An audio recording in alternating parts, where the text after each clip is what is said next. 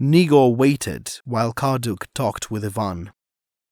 Then Negore saw the Russian's face go dark, and he saw the men step to either side of him, snapping the lashes of their whips, whereupon he betrayed a great fright, and cried aloud that he was a sick man, and knew nothing, but would tell what he knew.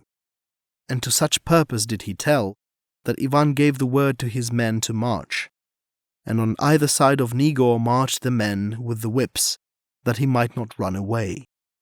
And when he made that he was weak of his sickness, and stumbled, and walked not so fast as they walked, they laid their lashes upon him, till he screamed with pain, and discovered new strength. And when Karduk told him all would be well with him when they had overtaken his tribe, he asked, "And then may I rest and move not?" Continually he asked, "And then may I rest and move not?" And while he appeared very sick, and looked about him with dull eyes, he noted the fighting strength of Ivan's men, and noted with satisfaction that Ivan did not recognize him as the man he had beaten before the gates of the fort. It was a strange following his dull eyes saw. There were Slavonian hunters, fair-skinned and mighty-muscled, short swart Finns, with flat noses and round faces, Siberian half-breeds, whose noses were more like eagle beaks, and lean slant-eyed men who bore in their veins the Mongol and Tartar blood as well as the blood of the Slav.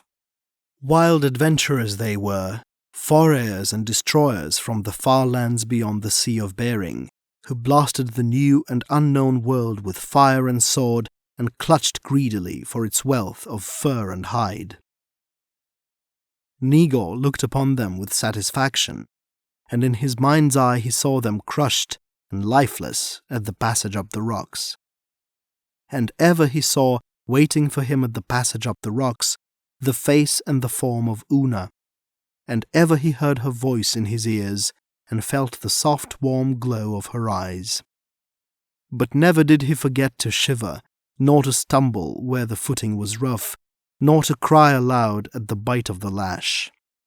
Also, he was afraid of Karduk, for he knew him for no true man. His was a false eye, and an easy tongue, a tongue too easy, he judged, for the awkwardness of honest speech. All that day they marched, and on the next, when Karduk asked him at command of Ivan, he said he doubted they would meet with his tribe till the morrow.